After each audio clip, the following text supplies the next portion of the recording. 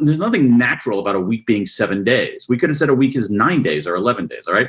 Even a second is based, like human beings decided that a second was this long. We could have said, nope, a second is that long, okay? So, but when you think about a day, we can't do anything about a day. A day is as long as a day wants to be. We don't have a say about that, right? Because we're on this planet and it's turning.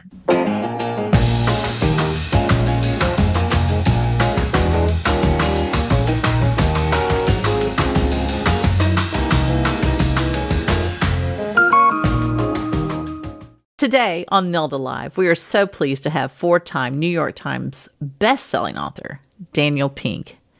Dan has these incredibly diverse interests ranging from what motivates people, to the best times of day to think or work, to how to persuade others. I am fascinated by why he chose all these different subjects, and I want to get his best bits of advice for us. So, let's see what he has to share with us today. So, Dan, I am so pleased to have you on Nelda Live today. Welcome. Thanks for having me, Nelda. It's good to be with you. It is so good to have you. You know, I have looked at a number of your talks on timing, persuasion. I'm trying to think of all the different ones that I've sat and listened to. I listen to you while doing art. So it's always interesting to listen to your different subjects. But I kind of want to have a sense of the person behind all of this. So if you will you tell us a little bit about yourself? Who is Dan Pink?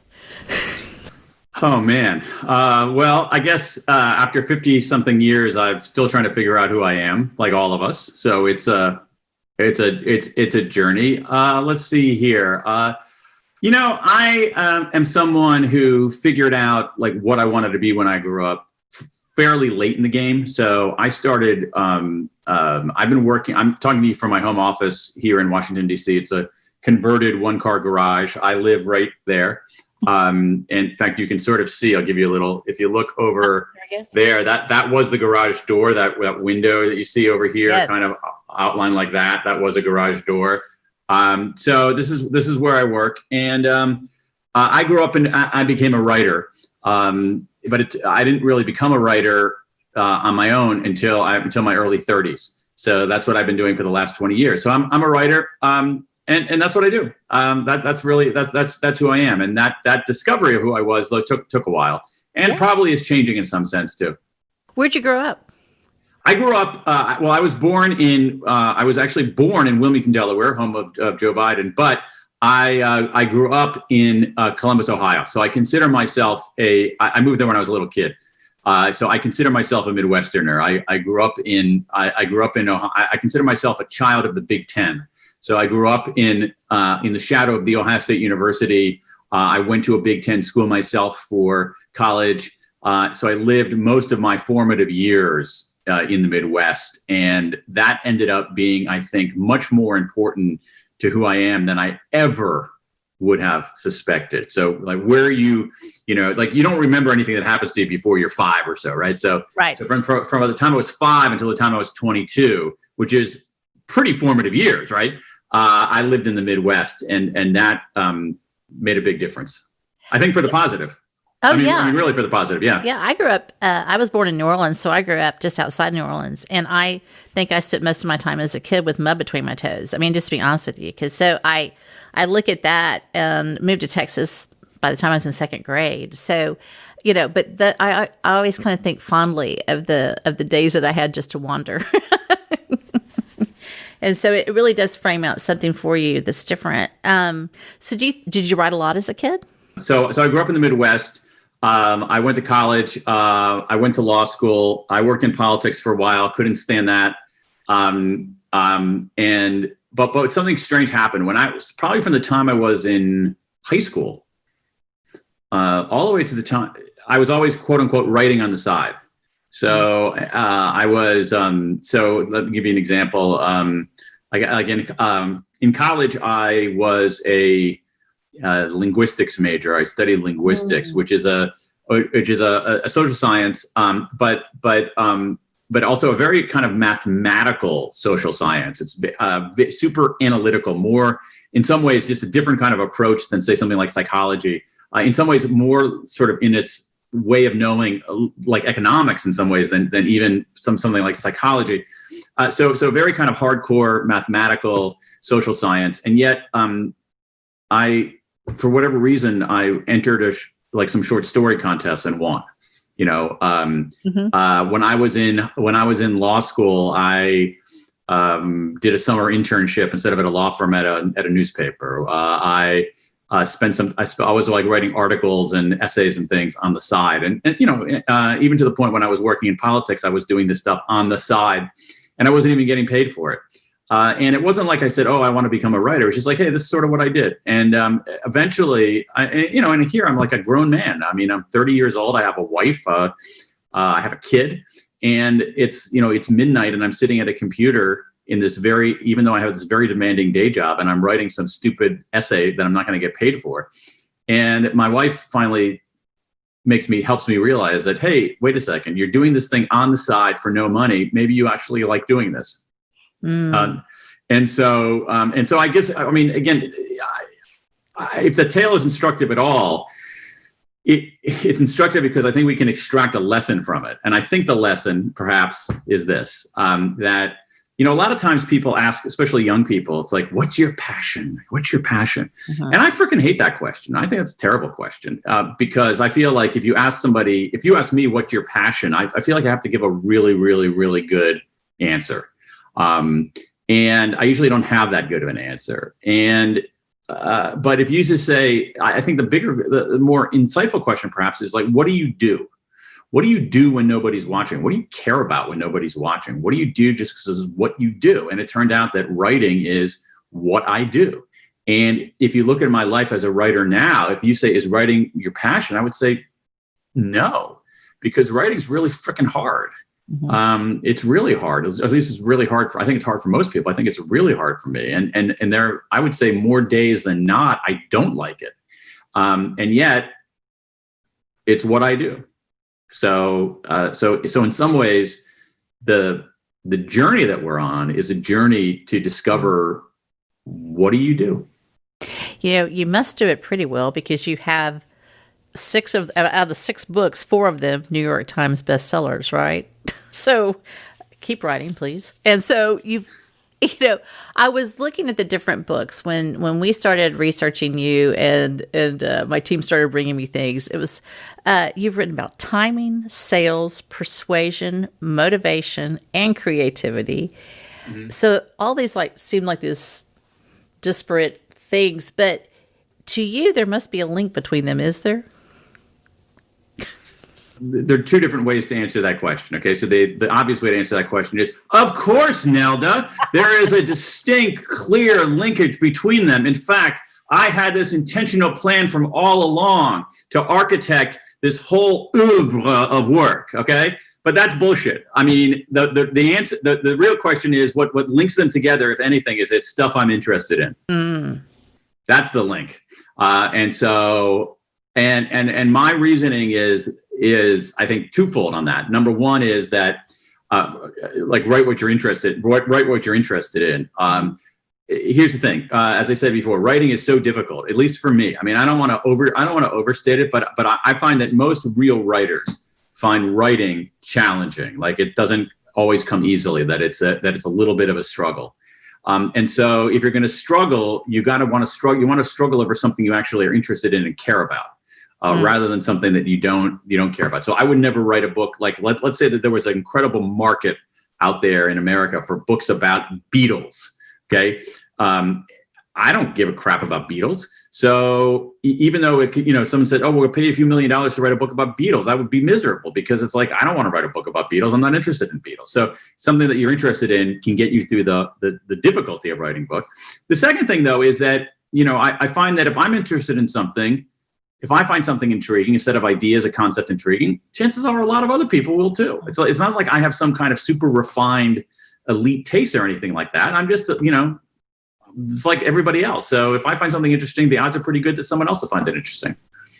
So let's talk about your latest book, because I was listening to you talk to me the other day, and I found your new book really interesting, and it's called When: The Scientific Secrets of Perfect Timing. So in that, you really focus on when things happen, how important that is, the idea of timing. So can you tell us what that means, and maybe also tell us how you got interested in timing as an issue?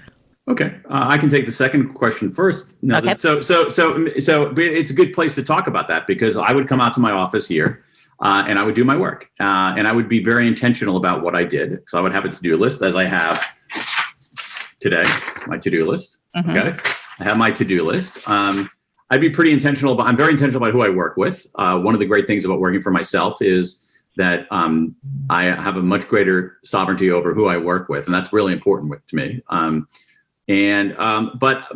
when it came to like when to do stuff, I wasn't doing a very strategic job of that. It's like, when should I do my writing? I don't know. When I feel like it.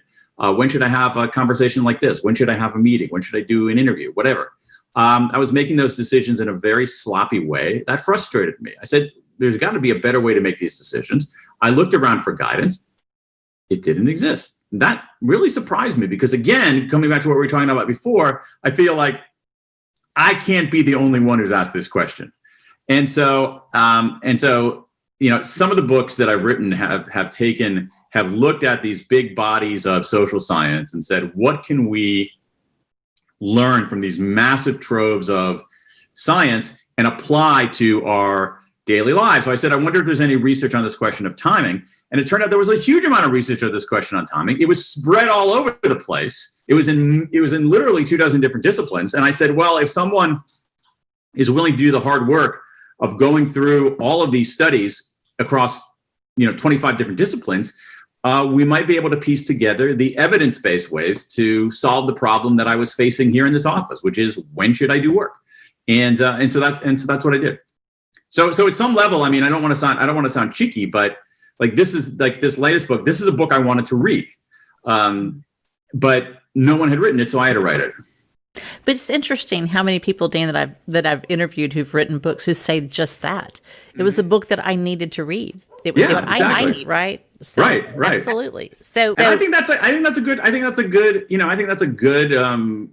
good standard for writers. Like is this, to me, like, I even have a slightly even higher standard. Like the way I look at it, if this book were written by somebody else, okay, this book that I'm working on a new book right now. This, take any book. If this book were written by somebody else, would I try to get a copy the first day and read it immediately? And, that's my test. And if the answer to that is no, then it's probably not a book I should write. If the answer to that question is yes, then maybe I'm the person to write it. Maybe. Let's just start with one day. Okay. When you look across, because I know you did a lot of different time scales. So what did you find about what we should do with one day? Okay, great question, and really, and that one day is actually a very profound question, because when we think about it, when we think about units of, like, I never thought about time. I'm not a physicist, but when we think about units of time, a lot of units of time in our lives are not natural. So for instance, if you look at like a week, there's nothing natural about a week being 7 days. We could have said a week is 9 days or 11 days. All right, even a second is based. Like, human beings decided that a second was this long. We could have said, nope, a second is that long. Okay. So, but when you think about a day, we can't do anything about a day. A day is as long as a day wants to be. We don't have a say about that, right? Because we're on this planet and it's turning. And so that ends up being, in some ways, now one of the most, I think, the most fundamental unit of time. And so here's what we know at a top level. It's super important. It changed the way I do things. One of the most important things that we know is that our cognitive abilities, our brain power, does not remain constant over the course of a day. It changes, right? That's really important. And the trouble is that when we schedule things for ourselves and our organizations, we tend to just sort of assume that, a brain power is basically the same. So doing something we just have to figure out a time slot that it works for everybody. So 2 p.m. is the same as 9:30, is the same as 5:30. Not true. Our brain power changes over the course of a day. It changes in important ways and significant ways. So the difference between the daily high point and the daily low point can sometimes be significant. And then also, the best time to do something depends on what it is you're doing. And so if you take those principles and then actually start unpacking the science, you can figure out actually a better, smarter, more strategic way to configure your own day. It's interesting because I was listening to you talk about this the other day doing art, and I'm listening to you, and I was like, oh, you know what? My middle child is taking mathematics. I have two younger ones. Mathematics in the afternoon. What in the world are we doing? How old? So, 13. Yeah. And so I switched it for next semester. I called and I said, hey. So here's what we know. There's a study done of at the LA Unified School District of, it was elementary school students. But what it showed is that students who took math in the morning scored higher, had higher grades and scored higher in standardized tests than students who took math in the afternoon, period, full stop.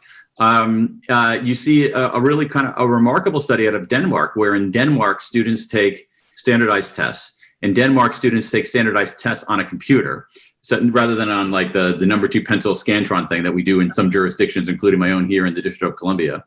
And but the typical Danish school has more students than computers. So on test day, everybody can't take the test at the same time. So what happens is the students are just randomly assigned to take the test at different times of day. Some take it early, some take it late. It turns out that the difference between taking the test in the morning and taking the test in the afternoon. So you got this kid taking the test in the morning, and we're talking about this kid taking the test in the afternoon. On average, that kid tests as if she's missed 2 weeks of school. I mean, it's crazy. So there are, material differences in performance based on time of day, and we're not factoring that in. And when it comes to education, one of the things that we know is that the harm of bad timing in education hits less advantaged, low-income kids the hardest, and the benefits of solving the problem help them the most. So let's move to adulthood then. So we're trying to be more productive, more creative, more efficient, less stressed. So how should we think about our days according to all the research? Yeah. So what we have is that we have a set of design principles.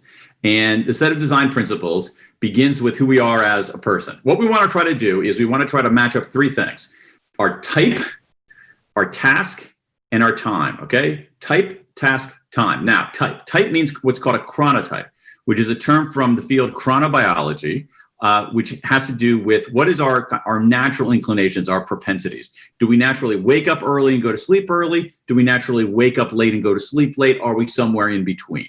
And what we know is that over the whole population, here's what the distribution looks like.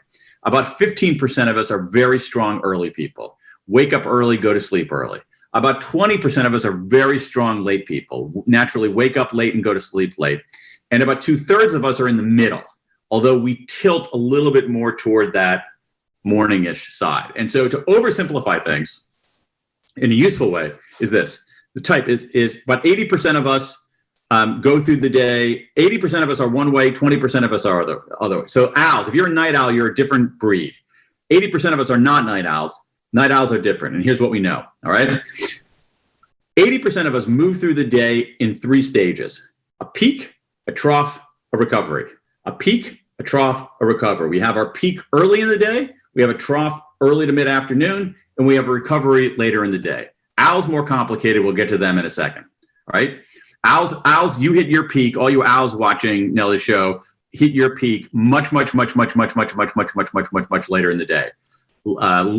Early evening, mid-evening, late evening. These are people who are working well at 1 o'clock in the morning. I can't even see. To me, the idea of working at 1 in the morning is almost is mind-boggling, right? So here's what we know. During our peak, which for most of us is early in the day, that's when we're most vigilant. What does it mean to be vigilant? Vigilant means that you can bat away distractions. Okay, you're less susceptible to distractions. You can knock them away. And so the peak is when we should be doing our heads down analytic work that requires focus and attention. A good example would be writing. Another good example would be analyzing data, preparing the steps of a strategy. Okay, that we should be doing that during our peak. 80% of us, that's early in the day. Owls, late in the day. During the trough, early to mid-afternoon, terrible time of day. We joke about it. It's a terrible time of day. You see differences, you see decrements in performance across almost every domain. From the corporate world, I mean, my God, the stuff on healthcare is just terrifying. Like, don't go to the hospital in the afternoon if you can avoid it. Don't go to an important doctor appointment in the afternoon if you can avoid it. Certainly, do not have surgery in the afternoon if you can avoid it. And so there's big drops in performance during that trough period, early to mid-afternoon. So that's when we should be doing work that doesn't require massive brain power or creativity, our analytic work. And then later in the day, late afternoon and early evening, for 80% of us, something very interesting happens. Our mood goes up, but our vigilance does not. So we have high mood and low vigilance. And that ends up being a very helpful combination for certain kinds of cognitive tasks, for what psychologists call insight problems. Insight problems are problems that have non-obvious solutions, where you're not even sure what the problem is, where you're trying to come up with something that no one else had thought about before, when you're trying to see around corners, anticipate problems, all right? And so something like brainstorming. And so what we know, again, let me wrap this up so that it's useful to people, but I want your folks to know that there's some really, really good science behind it, is a set of design principles that look like this. We should be doing our analytic work during our peak, which for most of us is early in the day. We should be doing our administrative work, answering routine emails, filling out expense reports during the trough, which is for almost all of us is early to mid-afternoon.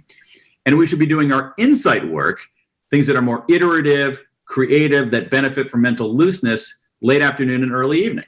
And now, again, the science doesn't tell us that, like what some of these, the productivity websites tell you, is like, oh, everybody should get up at 4:30 in the morning and work. It doesn't tell, you got to figure that out on your own.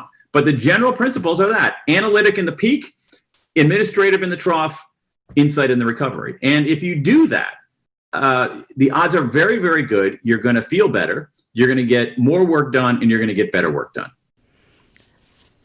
I thought another one of your illustrations of this was not wanting to go before the judge. Oh. At certain times of day as well, right?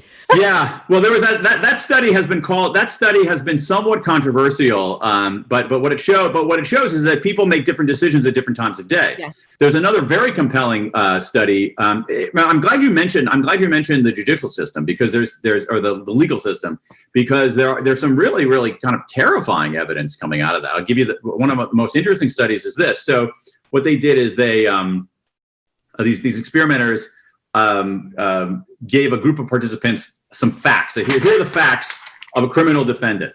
And the facts were identical. So we gave one group the set of facts and said, your defendant's name is Robert Garner. They gave another group, they said, here are your facts. Your defendant's name is Roberto Garcia. And they said, is this person guilty of this crime? When the jurors deliberated in the morning, they gave the same verdict for Garcia and for Garner. No difference. However, when a different set of jurors deliberated in the afternoon, same set of facts, they were more likely to convict Garcia and exonerate Garner. So people were more susceptible to laziness, shortcuts, which include things like, not only discrimination, but include things like discrimination. That's when you were talking about that, I was like, that floored me. I had to stop and think about it for a while, and it made me really, really think about the way we do things, right? And how we need to pay attention to this. Absolutely. I mean, as someone trained as a lawyer, I tell my own, don't become a criminal defendant. There's a really good, that's a terrifying topic, Nelda. There's a really good book by a guy named Adam Benferrato at Temple Law School about how much of the legal system is built on assumptions about human behavior that are just flatly wrong. So everything from like eyewitness testimony is worth nothing. Confessions, to my surprise, confessions are unbelievably easy to coerce. I mean, human beings are very susceptible to confessing to things. I find that shocking, confessing to things that they didn't. And so I tell my kids, don't be a criminal. Don't be a defendant. Just don't do it. Okay. Yeah. So let's pull back and let's look at milestones, because this is a longer time scale. Sure. What can you tell us about milestones? Yeah, it's another really, really, really great point, and it's a really smart way to think about timing itself. So what a lot of social scientists have discovered is the existence of exactly what you're talking about, what are called temporal milestones. All right, temporal milestones. And so we can think about temporal milestones serving the same, more or less similar function as physical milestones. So like if you were to give people directions to your house, you might give them some milestones to look for. Look for that store. Don't go past, that kind of thing. And so what happens when we have a physical milestone? We slow down a little bit, we orient ourselves. And so temporal milestones have that same kind of effect. But there's one particular kind of temporal milestone that is really powerful. And it's what's known as a fresh start date. And this came from some research from Katie Milkman, Jason Reese, and Heng-Chen Dai at Penn. What they found out is that certain dates in the calendar are milestones. They get us to slow down, but they have a dual effect. And what they do is that they get us essentially to open up a fresh ledger on ourselves. And the metaphor of a ledger is important for people who are old enough to remember what actually a physical ledger looks like. This is just a pile of papers. But if you think about like a physical ledger, where you're doing bookkeeping, it's like you turn the page and it's like, oh, okay, it's a blank page in the ledger. It's a new quarter. It's a new reporting period or something like that. And so there's certain dates where we open a fresh ledger on ourselves. We relegate our old selves to the past and are essentially remade on that fresh start date. And what this means in a practical sense from this really brilliant research is that on this particular kind of temporal milestone, a fresh start date, we are more likely to begin behavior change. And if we're more likely to begin behavior change, we're actually more likely to stick with it.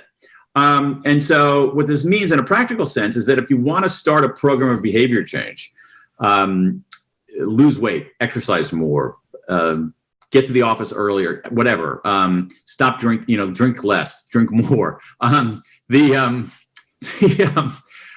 You're better off doing it on starting it on, say, a Monday, or this is really important for teams. So if you're a boss and you want your team to take a new approach to something, okay, we're going to change the way we're doing things. Okay, you're better off starting on a Monday rather than on a Thursday. You're better off starting on the 1st of the month rather than the 13th of the month. You're better off starting on, I was amazed in this research, like the importance of even federal holidays. You're better off starting on the day after Labor Day than the 2 days before Labor Day or something like that.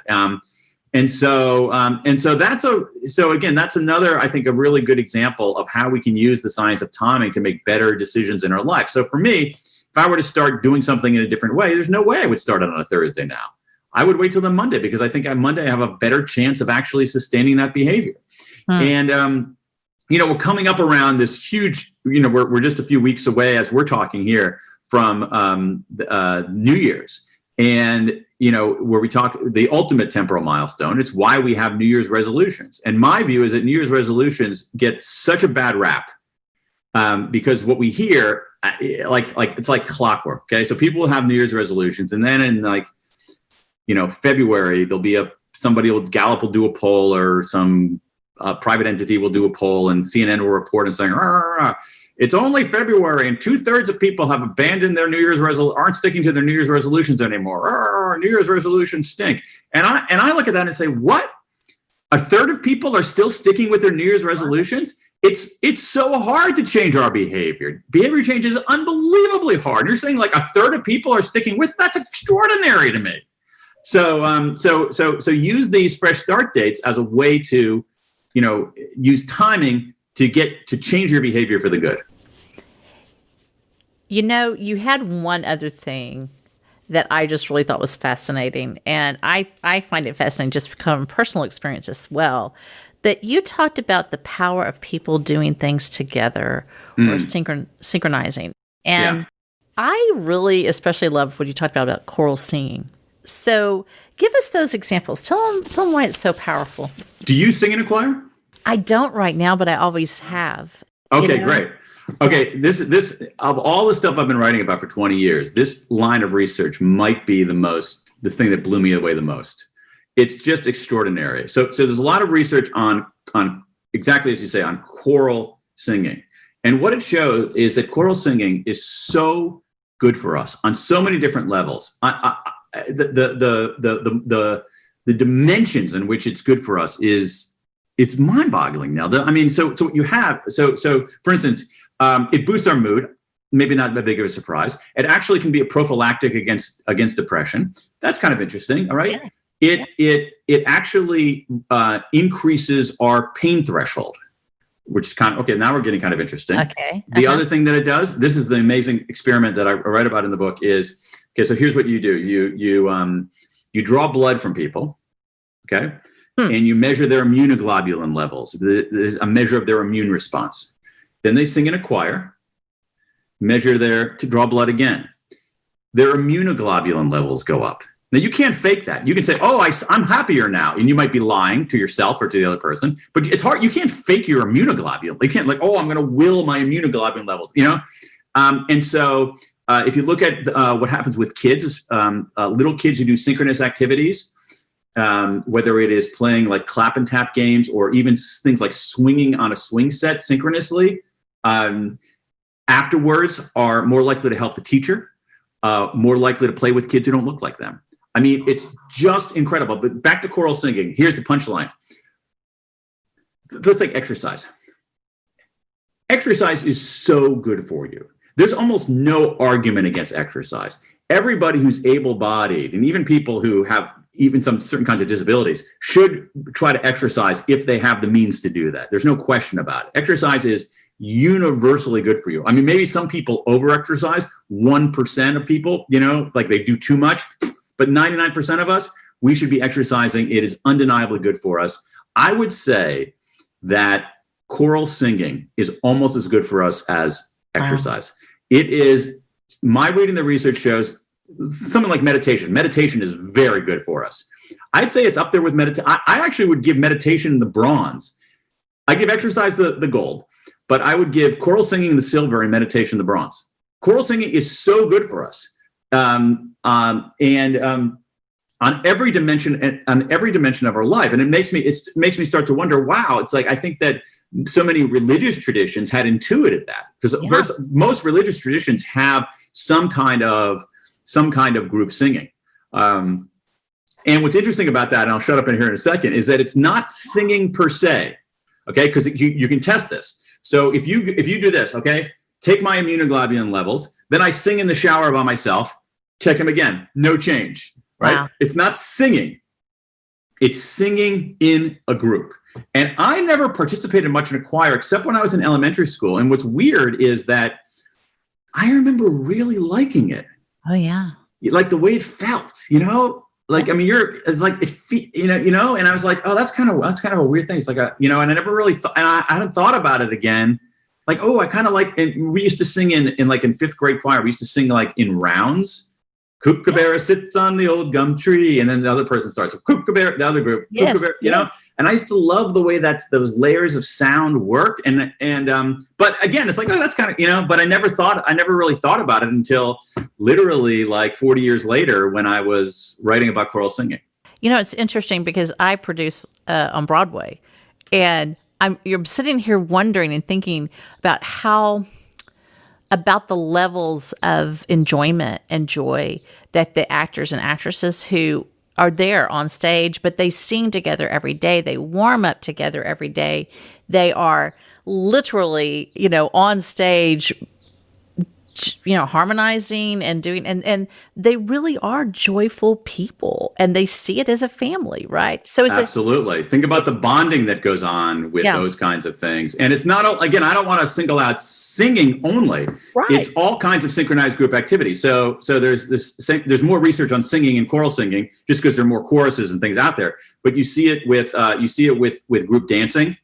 You see it with other kinds of coordinated group activity. You see certain kinds of group, not so much here in the States, but in Asia, certain kinds of outdoor group exercise that is synchronized, and it's there's something going on there. Jeff Goldblum does a program on the Disney Channel, Disney. Whatever it's called. Yeah. Anyway, and it's on the bicycle. There's one of his that's on the bicycle, and there is a city in the United States, and I'm just drawing a blank, but they ride bicycles together once a week in the evening, and it's become this huge thing. That's fascinating. Yeah. Yeah, and maybe Detroit. I'll look it up later. Yeah, that's it's fascinating. And the other thing about that, just to pick up on that, is one of the things that goes, this is a good example of a book that I want to read, but probably I'm not the right person to write, is we have on the Jeff Goldblum outside thing, we have really undersold the benefits of outdoors and nature. Yeah. The evidence there, again, not in a touchy-feely, like tree-hugging way, but if you look at the evidence, the benefits of being outside, the benefits of being in nature, the benefits of being around greenery are extraordinary. You see it in some really remarkable, the research on this is fascinating because what they're able to do now is they're able to take data from like cameras that can give you the topographical view of an area.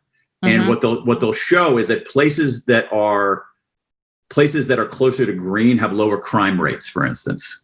Oh, you know, I mean, it's just really, it's a really incredible thing. So the fact that people are riding out, they're doing something social, they're doing something synchronous, they're doing something outside, they're doing something freely chosen. They're in motion. I mean, it's like, of course, this is going to be awesome. Oh yeah, I just interviewed Florence Williams on the Nature Fix, and that incredible research, incredible work, and absolutely, those are the findings, right? And we talked a long time about that, and it really is something that we need to understand, not only for ourselves as adults, but for our kids, and the way that we need to alter and change, perhaps the way we're even parenting in those areas, so that we pass that along, right? So, yeah. Okay, so let's talk about now your book, Drive. It's all about motivation, what drives people. So where does motivation come from? Well, I mean, motivation comes from a lot of different places, and that's actually really important to understand that motivation is complex, not simple. We tend to think of it as pretty simple. So human beings are a mix of drives. So one very important motivation is that we have biological drives, right? We eat when we're hungry, we drink when we're thirsty. Okay, so our biological drives are absolutely part of who we are. But that's not all of who we are. Human beings also have another drive, in that we do respond in fairly predictable ways to rewards and punishments. In general, if you reward behavior, you get more of it. If you punish behavior, you get less of it. That's another part of who we are. However, there's another dimension of our behavior that I think, especially in organizations, hasn't been taken seriously enough, and hasn't been honored enough, hasn't been recognized in a strategic way for what it is. And that's, we do things because we like doing them. We do things because they're interesting. We do things because they contribute to other people. We do things because it's the right thing to do. And so there's that other drive too. And you really have to have both as a parent, as a teacher, as a boss, as a contributor individual trying to make his or her way through the world, this three-dimensional view of motivation. And we often don't incorporate that third dimension. We tend to think that, especially in organizations, that if you simply get the mix of carrots and sticks right, people will do what you want them to do the way you want them to do it. And we have 50 years of social science telling us that is not true. So how do we get it right then if we keep getting it wrong? That's an important question. So once again, it's important to understand the science. And what the science tells us is that motivation is complicated, but there's one key nugget from this 50 years of research that I think is really, the most important, and it's this. There's a certain kind of reward that we use in organizations. Psychologists call it a controlling contingent reward. I like to call it instead an if-then reward, as in, if you do this, then you get that. If you do this, then you get that. If you do this, then you get that. 50 years of science tells us that if-then rewards, not all rewards, but if-then rewards are extremely effective for simple tasks with short time horizons. Why do they work so well? Because we love rewards. Human beings love rewards. You offer me a reward, you got my attention. You got my attention in this very fixed and narrow way. That's good if I know exactly what I need to do and I can see the finish line. So if-then rewards are great for simple tasks with short time horizons, but they are less effective, far less effective, sometimes even detrimental for work that requires, for creative conceptual work with longer time horizons. Why? It's the same reason. If you have a creative task, you don't want to look at it like this. you want to look at it more expansively. And so because we love rewards so much, the contingent rewards get us to look at a problem like this, when in many cases we want to look at it like this. We want to take something from here, we want to take something from there, we want to put it together and turn it upside down. And so if then rewards are great for simple tasks over the short term, they're not so great for complex tasks over the long term. And the problem we have, especially in organizations, is that we use them for everything. So instead of using them only for simple tasks with short time horizons, we use them for everything. And then when they backfire, when they don't work, we just scratch our heads and wonder what went wrong. When in fact, if we just looked at this incredible bounty of research, we would come up with better ways to do things. So what if you feel unmotivated? What do you recommend? Well, it depends on why. So it depends on why you're feeling unmotivated, and there are a lot of things that you can do on that. So one of my there are different levels of it. So are you feeling unmotivated? Sometimes people are unmotivated because the task that they face is actually too difficult for them. And what we want is, and that's and the degree of challenge in a task is actually really important. We want, Goldilocks tasks. We want things that are, if something that is too easy, we get bored. If it's too hard, we become anxious and unmotivated. And so what you want is something in that kind of sweet spot. So there's a really good here, forgive me. There's a really good way to think about this. I'm going to draw something for you. Is that all right? Oh yeah, please. So I'm going to draw a 2x2 matrix here. Okay. So on one is, hang on a second here. That's fine. Here we go. This will be exciting. All right. So here we go. So here's a 2x2 matrix. All right. So on this one this is what social science is called decision latitude, how much control you have over something. And this one is challenge. Okay. So you have 4 different possibilities. You can have, okay. So we can go around the horn here. So let's say that you have something that is not challenging and you have no say over how you do it. Okay. That is monotonous, right? Okay. Yes. So it'd be like saying, Dan, you have to stuff envelopes. You have to stuff this many envelopes every single day from this time to this time. I know how to stuff envelopes. I don't have any, it's not challenging. I don't have any control. Okay. That is monotonous. All right. That's not what we want. Now, let's say you have something that is, where you have a lot of decision latitude, but it's not that challenging. All right. And I'll give you an example of this. When I was a kid in Columbus, Ohio, on the summers, I would mow some lawns. But here's the thing. I wasn't very enterprising. So I would have like 2 or 3 lawns. And the people who were doing it really didn't care. So I could do it whenever I wanted. All right. So I had like this low challenge thing with perfect latitude over when I did it. And as a consequence, I did a terrible job. All right. Because I had decision latitude, but it wasn't challenging. So that's more like, that's drift down here. Now, moving around the horn here. Let's say you have something that's super challenging, but you have no decision latitude. And this is true for a lot of people. We're seeing this right now with a lot of first responders. We're seeing this with a lot of healthcare professionals. They have incredibly challenging jobs, but they have no say over anything. All right. That leads you to burnout. Wow. All right. And so what you really want is you want high decision latitude and high challenge. That gives you the feeling of flow. And that's what we want. So to answer your question, if you're feeling unmotivated, the question is, why are you feeling unmotivated? Are you feeling unmotivated because you don't have decision latitude? Then what's a way to get more sovereignty over what you do, how you do it, when you do it? Are you feeling unmotivated because the task is too difficult or this task too easy? That's so part of it is on something as complicated as that is what are the ways to diagnose what's really going on? Okay, so that ends up being really important. And as wonky as this is, I actually really like this way of thinking about things because a lot of us find ourselves here I think about all the jobs that I've had, all the work that I've done. I've been in each of these 4 categories at certain points. There have been many times where I was drifting. There are many times I had things that I was doing that was monotonous. There have been many times where I burned out. And so that becomes part of it. Now, here's the other thing. Sometimes lack of motivation is a problem with what psychologists call simply emotion regulation, right? There's something, we're just not regulating our emotions properly. There's something about the task before us that we find that is daunting to us. And one of the things that you can do in this response is do anything possible simply to get started. So on this one, it's like you sort of do the diagnosis, and if it seems like it's not super clear, the best move is just simply to get started. Let me give you some examples of what this means in a practical sense. So, because here I am the not only the president of Hair Club for Men, but also a client, because I've done this stuff myself all the time. So I'm going to give you two that I really like. One of them is a very well-known technique known as the Pomodoro Technique. The Pomodoro Technique. The Pomodoro Technique. Pomodoro is Italian for the word tomato, and it comes from these kitchen timers in the shape of a tomato.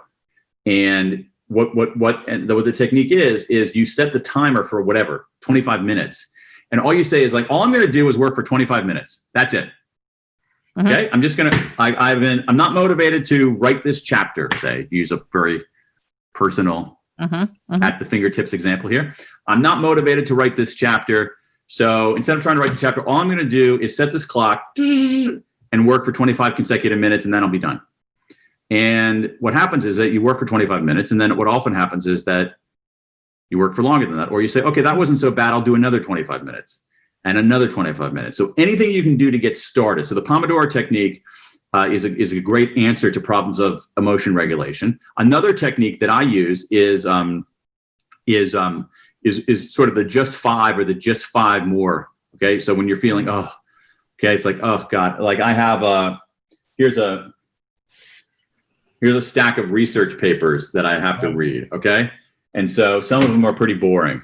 It's like, oh God, you know what? Okay, I can't. I'm just not motivated to read these things. So I say to myself, Dan, okay, just 5 more pages. All you have to do is read 5 more pages, and that's going to be fine. Or I'm writing something. Okay, you're cool. You don't have to finish this thing. You don't have to do that much work. Just 5 more sentences. And so what often happens with that, or like it happens to me with email sometimes. I get so backed up on email. It's like, oh my God, I have so much email to answer. How am I going to do this? I hate answering email. It's horrible. Okay, I'm just going to answer 5. And what happens is that you end up answering 15. So again, those are 2 very specific, practical, tactical things that you can do. The idea here is that in certain circumstances, any way you can trick yourself into getting started is advantageous. So how would that work for parents? Let's just say the parents tuning in. How does that work with your kids? You know what? I've seen a lot of educators, particularly for boys, use a version of the Pomodoro Technique. Now, with say for boys, I actually gave my own son like a Pomodoro cube. I'm sitting here thinking that's something I need to get. Yeah, there's one thing that there's a Pomodoro cube. I don't know if they call it that, but it's like it costs like $5, online. And essentially what it is, it's imagine a cube. It's almost like a die. And it had different numbers on it. And it's like 5, 10, 15, 20. And you can just sort of put it down on your desk. And let's say the 5 is on the top. What it'll do is it'll start, as soon as you put it down, it'll start counting 5 minutes, and then it'll ring after 5 minutes. And so if you can get 5 minutes of sustained attention, and then maybe another 5 minutes of sustained attention and another 5 minutes of sustained attention. So I think that you can do that. I think one of the most important things is, and again, you know this, and your listeners know this, but it's worth repeating, is if you're a parent, like it's helpful for your kids to know that you struggle with this. Yeah. That you don't always get it right. That, or at least in my case, you rarely get it right. And so I'm like I'll tell my kids about my kids know that I use Pomodoro, and I don't. My son actually outgrew that thing, but I think it was useful for a few weeks in like middle school or something like that. I say, I have a daughter who just got home from college, and she has some stuff to write, and it's like, oh, I gotta write this, and I'm like, okay, I hear you. I struggle with this all the time. Yeah. Here's what you do. Like, turn off your phone and set an hour and just say, I'm going to do nothing but write for the next hour and see what happens. Because that's what I do. So if we talk about our own struggles and our own solutions, I think that's helpful too. Do you have time, Dan, to stick with us for a little bit longer for some audience questions? Okay. Yes, of course. All right, here we go. You have a new masterclass. Tell us about it. Oh, yes. So Masterclasses is really amazing online education platform where some really incredible people teach the secrets of their craft. So you'll have Helen Mirren teaching acting, and Serena Williams teaching tennis, and Margaret Atwood teaching storytelling. And against their better judgment, Masterclass asked me to do something on something I've researched a lot, which is selling and persuasion. And so we put together what I think is a really, I think it's one of the best pieces of work I've done in several years.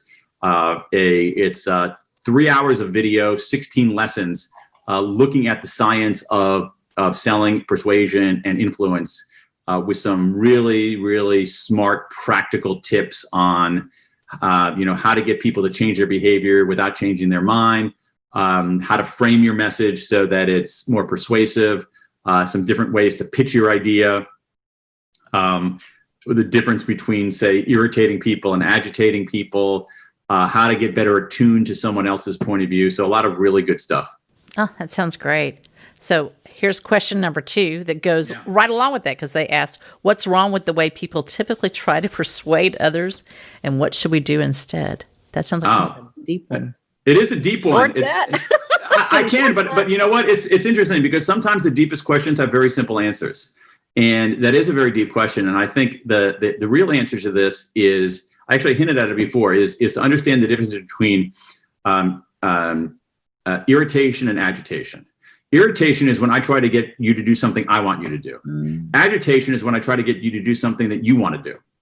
And what we really want in persuading, moving others is we're not trying to trick people. We're not trying to coerce people. We're trying to change the context and put people in a situation where they reach the conclusion that you want them to reach. You hope them to reach on their own because that's the right conclusion for them to reach.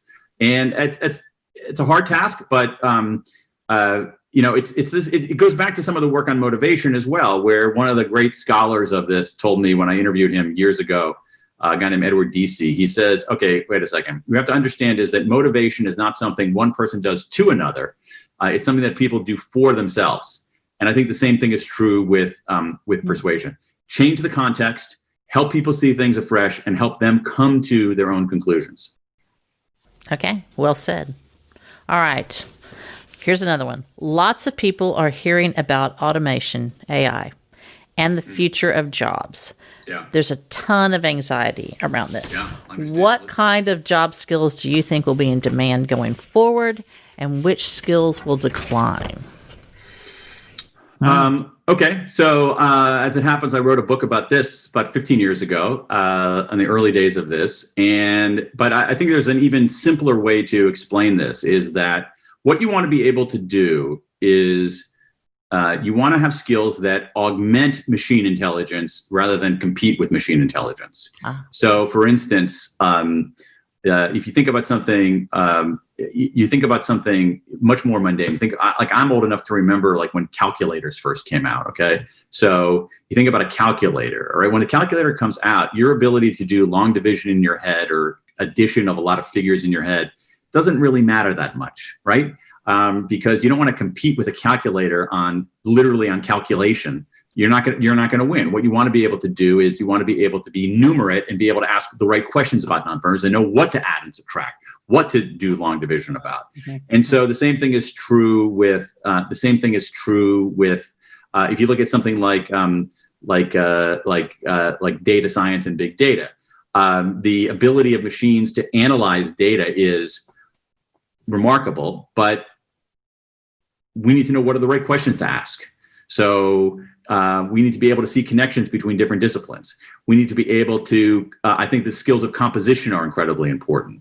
So artistic skills like composition, empathic skills. Can you understand where someone else is coming from? Design skills. Can you create something that has both utility and significance at the same time? Storytelling. Can you not only about facts, but can you put facts in context in a way that is emotionally compelling? Meaning. Can you help people move closer toward meaning? So the short answer is augment machine intelligence, don't compete with it. The longer answer is think about things that are fundamentally human skills like design, storytelling, composition, symphonic thinking, empathy. And those are the things that where you need to have the basic, you have to have the hardcore SAT spreadsheet skills. You need those. If you don't have those, you're in a world of hurt. But the SAT spreadsheet skills, while they're necessary, they're not sufficient. And you need to accompany those with skills that I have to say in this country we haven't taken seriously enough: artistry, empathy, inventiveness, big picture thinking. I agree with you on that. Definitely. Well, you're an artist, so you would. So I have to ask you this last question, comes from me. So what time of the day should I have interviewed you? Oh, interesting. Well, it's a great question because, you interviewed me in the trough. And so, but I knew that going in. Yeah. So I actually had a cup of coffee right before, literally 15 minutes before, and I took a quick walk around my block because I knew that I didn't want to come into this interview with you during the dad draft. So I think that we succeeded in doing it despite that. We did. That bad timing. But if we were to do it again, it depends on what kind of interview you want to have. If you want to have like a wild and crazy, more discursive interview, let's do it late in the afternoon. If you want to have a more kind of, hey, what's the science say? What's going on? Give me the analysis. You want to do it first thing in the morning. Well, thanks for drinking your coffee. I appreciate it. All right. It's the first time I've ever been thanked for drinking coffee. All right. So, Dan, I want the listeners to know where we can follow you, what's coming up next, what's going on, and what is next. Where can we find you? You can find me at my website, danpink.com, danpink.com, danpink.com. I'm also now working on a book about regret, and my team and I have been collecting regrets from people around the world. You can find out more there at worldregretsurvey.com. And if you go to worldregretsurvey.com, you can see some of the 10,000 regrets we've gathered from more than 30 countries around the world. What do people regret, and why do they regret it? We're going to draw a picture of that and write a book. I'm drawing a picture of that and writing a book about what regret is, why it's better than we think, how regret makes us human, how regret makes us better. A really great analysis of the things that people regret, which offers us a path to the good life, and some good tips on how to take regret, how to look backward to move forward. You have to come back and talk to me about that again. I will regret it if I don't. All right. Thank you so much for being here. My pleasure. Thanks for having me. Okay. Have a great day.